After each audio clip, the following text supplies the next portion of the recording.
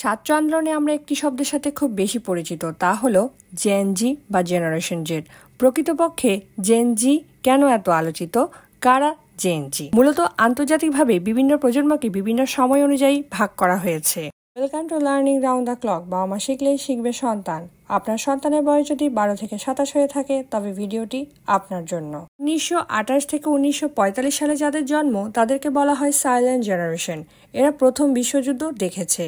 1946 থেকে 1964 সালে যাদের জন্ম তাদেরকে বলা হয় বেবি বুমার্স। এরা দ্বিতীয় বিশ্বযুদ্ধের শেষের দিকে জন্মানোর কারণে দ্বিতীয় বিশ্বযুদ্ধের পরিবর্তিত পরিস্থিতির সাথে এদের মানিয়ে নিতে হয়েছে। এ সময় পরিবারের লোক সংখ্যা বেশি হতো, তাই এদেরকে বলা হয় বেবি বুমার্স। 1965 থেকে 1980 সাল এরা অ্যানালগ যুগে জন্মালেও ডিজিটাল যুগে প্রবেশ করেছে। এরা দেখেছে প্রযুক্তির পরিবর্তন। 1981 সাল থেকে 1996 সালে যাদের জন্ম তাদেরকে বলা হয় জেনারেশন ওয়াই। এদের সময় টেলিভিশনে ডিশের সংযোগ এসেছে এবং কম্পিউটারের ও ইন্টারনেটের সাথে তারা আস্তে আস্তে পরিচিত হয়েছে। 1997 থেকে 2012 সালের মধ্যে যাদের জন্ম তারা হলো জেনারেশন জেড বা জেন জি। এদের বয়স সাধারণত 12 থেকে 27 বছরের মধ্যে। এরা প্রযুক্তিগত সকল সুবিধা পেয়েছে, কেননা এই সময় প্রযুক্তির ব্যাপক পরিবর্তন হয়েছে, তাই জেন জি সবার থেকে এগিয়ে। তাছাড়া কোভিড-19 মহামারী মুখোমুখি হয়ে জেন জি হয়েছে আরও শক্তিশালী।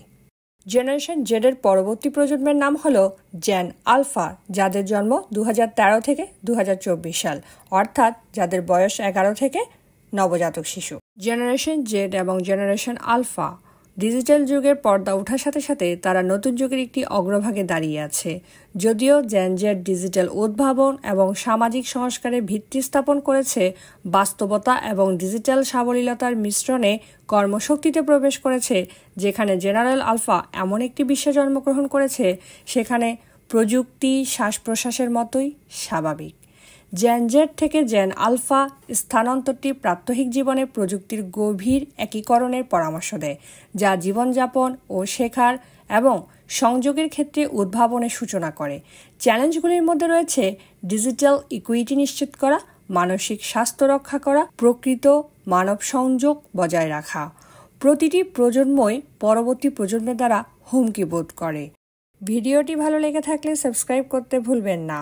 ফেসবুক পেজ থেকে আমাদের ভিডিও দেখে থাকলে লাইক ফলো করে সাথে থাকবেন, শেয়ার করে অন্যকেও দেখার সুযোগ করে দিন। প্যারেন্টিং সম্পর্কে নিত্য নতুন ভিডিও পেতে সাবস্ক্রাইবের পাশের বেল আইকনটি প্রেস করে রাখুন। জেনারেশন আলফার একটি অন্ধকার দিক রয়েছে। আমরা সাধারণত বলে থাকি Gen Alpha is in danger. কি এমন বিপদের মধ্যে আছে Gen Alpha? Gen Alpha is doomed. কেন? জেন আলফা সম্পর্কে বিস্তারিত নিয়ে আসবো আগামী পর্বে। ভিডিওটি দেখার জন্য ধন্যবাদ।